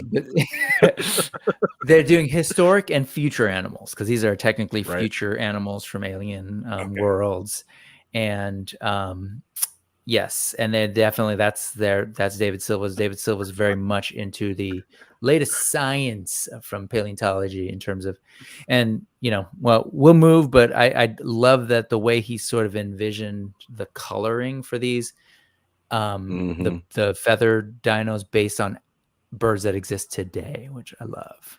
Right. Adam, please send me all of those extra pics, by the way. Speaking of animals, Animal Warriors of the Kingdom, Spiro Studios. This is where Adam spent a lot of his time this weekend with Thane's Hammer. Hope you got a picture of yourself with Thane's Hammer there. Right. I'm not really familiar with this line, so let's go ahead and skip ahead. No. Don't know much about this line. I will say this, although I've said that I'm pretty much pulling out of Motu for the most part, except for like a handful of characters that I'm going to worry about left. There's one other company that's drawing me. Well, there's actually two other companies that are drawing me out of just being Four Horsemen exclusive. Spiro Toys, because they're just everything they're doing is, and I say Spiro Toys as I was properly informed last night and then got to see what was talked about today, and I'm sure we're going to touch on that. But we'll see if we have time. But yeah, AWOC has completely pulled me in, in just awe of what these figures can do, how they look, the sculpt. Yeah. And then of course there's some armies of Ashmore too that are still pulling at me here. I love that this guy, this guy is like really committed to that pose. Yeah, you hinted at it that they revealed some new things. So this was from earlier in the con before those things were out, but you can kind of see the figures. Oh man. Yeah, I actually didn't order any of this wave, but here you go, some video of what's on the table. It is 5:47. We'll probably just go a couple more minutes. I don't know. Are you guys good to go to? Well, you've got another stream, right, Ed? You've got stream I got to pop off in a couple minutes. Right. Yeah, and I can't stay too long. What was that? But we'll see if we can wrap up here. It's probably a good place to start to tie things down. We can skip all this AWOC garbage. Nobody wants to talk about AWOC. I mean, none of us are familiar with it. I love. Oh, this was like it won't be covered by Brick soon anyway. Right. So. This was me taking a screenshot and sending that to Adam, saying, "Hey, do I need to get these?" He's like, "Yeah, probably." A quick shot here. So good. Yeah, this is like a whole other thing that I definitely want to quickly go over. That apparently Nikki Nicole, one of my favorite customizers that I first learned about because of her amazing Mythic Legions work, custom work. She's now working professionally on action figure lines and has been key for Savage Crucible. It's an amazing line that again is going to like hit, and I'm going to be scrambling for space. But now apparently she's working on this new line called Galactic Valor, and by Foxforge Toys. Just the work on, you know, so we're going to hear more about them. I haven't actually seen the two other characters, but you can kind of see the sculpt work that's going into the details and the paint work. This is her paint master. So just another thing to look at, you know, maybe another thing to spend on. I love the sort of like different, the long slender body for this alien. So I'll definitely. Can we just merge all these toy companies together? Because like all this stuff kind of like blends in together, and we could just have one line that we follow. It would be so much easier. And they say yes, just buy them all and play with them that way. But yeah, just to shout out the team that are on this. So sculpt by Creature Asylum, Rafael Fernandez. Soft goods by C. Jessam. So CJ and Caitlin. And the Paint Master prototype by Nikki Nicole Cheney. So that's Foxforge. Look out for it. Let's go back to the main show because I asked him, hey, are these there? And because I'm like, I'm pretty sure based on the carpet, Nikki herself was not there because she's out on the road showing folks Savage Crucible stuff. She was at a different con. I think she was in Detroit, Motor City. But, you know, just to give you a sense of there's things here. I haven't looked at those other reveals yet. And let's zoom through and let's see if we can wrap this up in about 5 minutes. And so these are just, you know, unfortunately going to have to be quick, but you can kind of quickly sort of see great shots of nice illustrations of Wednesday there. People doing like specific, you know, like pieces to do some world building and some, you know, prop work for your stuff. This was there's the coloring book that you all referenced. Yep. Dr. Grimm Customs, just such good stuff everywhere. I'll do a quick zoom in because you know they deserve it. Like what world is this that we now have access to this stuff and people are doing it? Right, the technology's there for people to print out heads. There's some epic things back here. If you know much about the lore, this giant bear and this giant eagle sort of thing might interest you. This giant demon kind of thing, because there is this notion that each of these factions have sort of deities. Yeah. So. Got yourself a Conan up here. Look at the little frogs. Like, I mean, it's just crazy. Von Burke. Yep. Such cool stuff everywhere. Yeah, and I can't even imagine. So thank you, Adam, for sharing all this stuff. This is Trevor's, who works with the studio as our photographer, but is also, you know, done. So here's like. This is the side hustles of the people in Four Horsemen. So you got Chris Garch, who also does production management for all of these brands that you're familiar with. There's the Four Horsemen brands. There's Fresh Monkey Fiction, Plunderlings, Big Bad Toy Store and their lines, the Fwoosh. Ideas from Mars. That one right there. We haven't even gotten to those. Yeah, Zika. So then you've got 1/6 Shooter just doing some amazing photo work for Four Horsemen. He's got his own calendars that you can find on his Etsy store. Check it out. Hit him up on Instagram too if you don't have those details. And then he shoots for AWOC as well, Spear-Row. Oh my God, just the Drunk Gizmo Customs, the Fountain Guy, started as the Fountain Guy and it's just, you know, upped it with this cool stuff with that clear resin. Hey, perfect use of Sun Wukong and AWOC figs. Eric Miller just again doing his own versions of homage figures. We saw these last year, but awesome. The Turtles. You've got Marvel love that death. Yeah, that's really cool. I'm not entirely sure what this is, but it's pretty damn awesome. We got Motu back here, and I think there might be some other shots. I forget. Just some great stuff. Look at that. Is this Figment? Is that Figment? It looks like a Spyro. Oh, Spyro. Yeah. Spyro. That isn't that horse and the knight from the other the old dragon video game with the house. Dragon's Lair. Yeah. Dragon's Lair. That was more yellow and but maybe yeah, you're right. The heraldry on the horse. The herald, yeah. There's the Toidles. There's the Marvel. There's the we're not sure, but maybe I don't think it's Dragon's Lair. Honestly, I don't think it's something else. Maybe it's No. Sword in the Stone. I don't know. You got your Motu. Look at that. Look at that. Look at that. Look at that. Look at that. Dude, Adam, thank you so much for all these photos, man. You killed it. And like you could even do your whole show and show folks this stuff. Anything's posable. There is a Papa Smurf back there. Yeah. D13 Biblical Adventures. Pretty beefy Papa Smurf, but by Chris Gorich, doing his own thing, doing biblical adventures based, D13 Biblical Adventures, but like based on Bible and sort of like historic depictions, art history stuff from historic depictions of stuff in the Bible. Right. The accessories and stuff that he's coming out with is amazing too for that line. From all across the globe too, not just like the definitive. This is the Catholic Church version. Yep. He's doing deep cuts from everywhere. Yeah, he's got the Orthodox Church, everything, right? A bunch of depictions.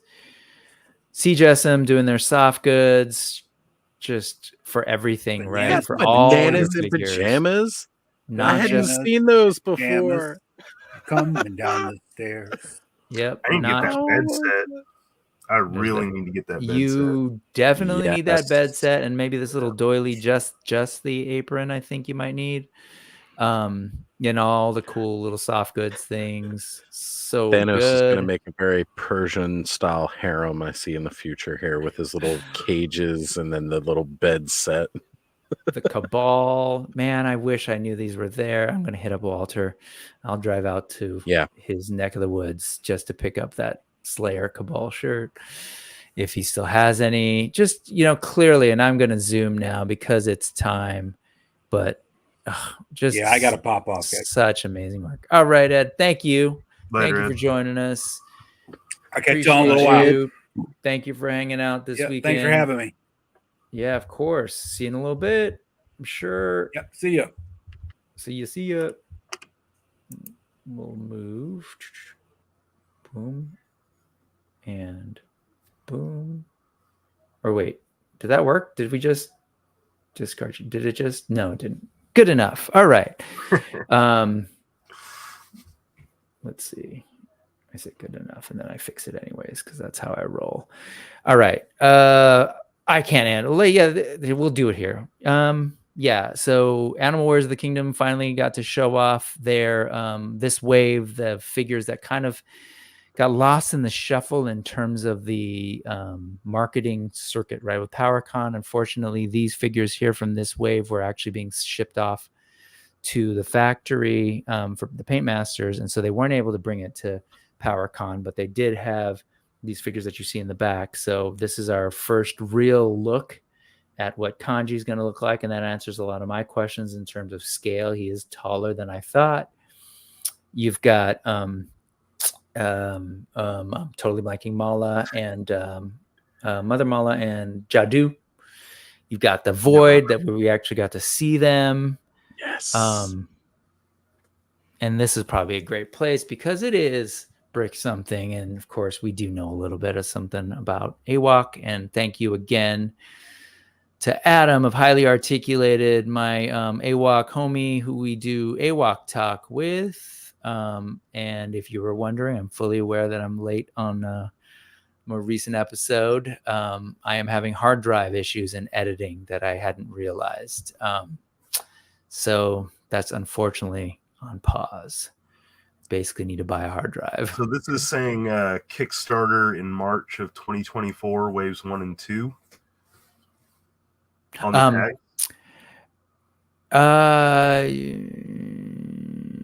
Like on the tags below them. Right. It does say that. So I actually don't, like I said, I don't know about that. So are they saying they have to do these as a Kickstarter to put them out? That's interesting. That's what it's looking like. So yeah, I don't really know much about that. This is the pre-order now, but yeah, I guess that's exactly it. They are going to be doing another Kickstarter wave to get these figures out. I guess they're not something that could be funded otherwise, I assume. And I guess, we'll get more info on that, or pay attention to just follow Kato's and Inutabi's show. They do the official AWOC podcast. I'm sure they'll have that news shortly. So yeah. All right, folks. I mean, there is just so much, and we didn't even there's actually even more. But once again, I'm going to try my best to come up with the links. The links on this one are going to be a little bit odd because these are all Adam's photos, and they're not like on Instagram or anything. But I'll definitely at least put links to the different vendors. I want to do that because I want folks to know about all these different customizers. And so I will do that. I'll work on that now and hopefully have them either tonight or tomorrow. So look out for those. Folks, you guys, thank you so much for hanging out with me today. Let's see if I can get rid of Adam's that. going to explain it during next Monkey Business, he says. Okay, so that'll be we'll be doing it live on his channel soon. So we'll be talking through that, and appreciate that, Adam, for the clarification. Let's go ahead and close this out properly. This obviously was a very different sort of episode today, and I appreciate you guys for stepping in as the 3 of the 4 horsemen that handled this today. Any overall thoughts on things that you saw as being the other sad boys that didn't get to go? I mean, it would have just been nice to look around. All those dials were so cool. All the custom stuff. I would have just been lost on the floor. Same. For a long time. So after having been to PowerCon and getting to meet a lot of these people there and seeing a lot of the community surrounding, because the 4 horsemen, Mythic Legions, they're kind of like the front runners almost when it comes to even PowerCon now, being that they are kind of Motu adjacent and where that con started from. So it was great to kind of see a sampling at that time of kind of what Legions Con was going to be. And I'm sad because it definitely feels like more of everything that I loved about having gone to PowerCon was exemplified more here at Legions Con. So again, I'm bummed out that I didn't get to go. However, I will say, it was amazing just seeing all of the stuff that, again, last year I was just getting into this, so I didn't really know everything that I was looking at. Now, knowing more about it and seeing and having gotten to know a lot of even just people through here, again, Curtis and Jesse and everybody, doing shows with them over the last year and get more involved in this community has been great to see it. And other people who have learned about it through what we've all done, who've gotten involved with it more now too, and just seeing that community grow. It's phenomenal. And I can't wait until next year when we're all going to be going, right? That's the plan. It's going to happen. Maybe. We'll see. New Jersey's far, man. That's... Agreed. I know. Well, we'll figure that out. We've got a year to plan. Right. And figure that out. I'm with Thanos. We got to figure out how we're going to pay for the toys this year. Yeah. Because it's definitely an amazing, there's a lot of great stuff out there, but I said I wasn't going to do a Kickstarter, but apparently I am, because AWOC. Yeah. Totally broke his vow for next year. There were some commitments made. Oz, you made some big commitments today about your changing collecting habits. Danos broke some commitments today. So I knew I was going to last, but it's all right. We all Thank knew you what for Horsemen for your continued toy apocalypse. We're having a blast at the end of the toy world with you. And I want to thank again my co-host Ed, Action Figs. I haven't posted the description yet because I was super behind, but I'll put that in there. So follow these folks, subscribe to their channels. Danos, what's going on next for you? I just posted a new episode of my Instagram retrospective today. Still in the middle of Naughty November, so spicy shots for the rest of the month. An extra spicy shot on Thanksgiving, and then weekly drops of my retrospective on Sundays. So nice. Hopefully food is involved. So yeah, where can they follow you? Well, no, I'll put it in the chat, but you're on Instagram and then underscore Thanos Copter. So cool. You can find me. Not too hard. Oz. Well, now that I've done this, I got to rearrange my speech I've been saying all weekend. So this Thursday, we've got Toy Frenzy on Skelevator's channel, where you can always find me there. We're mostly talking Motu stuff all the time, but you know, we do dabble into other conversations on there. But then you can catch myself, as well as more than likely these two fine gentlemen, doing the Clubhouse Hangout next Saturday night, as we all will unbox and kid alt and kick back after a long week of adulting and dealing with the real world. So yep. Right on. Well, thank you all. Appreciate everybody who comes through and checks out the channel. Every Sunday, 4:30 is normally when we do the news. Today was a little bit different, special. Click like, subscribe, do all those things. And I try my best to sort of do the whole community tab thing where you'll hear about all the stuff that's coming up. So do those things and we will see you next time. Right on. Thanks, folks. Appreciate you all. Woo woo.